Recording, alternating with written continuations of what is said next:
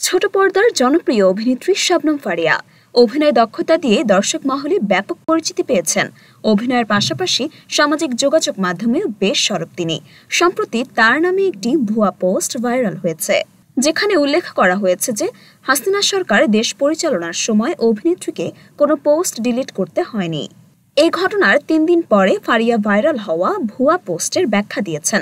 Post দিয়ে তিনি জানান, গত ১৫ বছরে হাসিনা সরকার দেশ পরিচালনার সময় কয়েক হাজার পোস্ট ডিলিট করেছেন।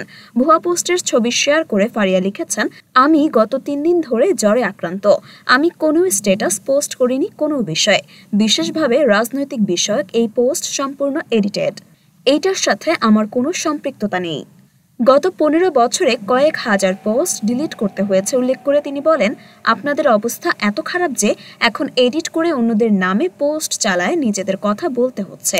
আমি এই পোস্ট দিয়েছি ভেবে যারা খুশি তারা প্লিজ খুশি হইয়েন না। আবার লিখেছে ১৫ বছরে নাকি কোনো পোস্ট ডিলিট করতে হয় নাই। গত ১৫ বছরে কয়েক হাজার পোস্ট ডিলিট করতে হয়েছে। অভিনেত্রীর কথায়, স্ট্যাটাস দেওয়ার ৫ মিনিটে কল চলে আসতো, আপা ডিলিট করেন সমস্যা হবে।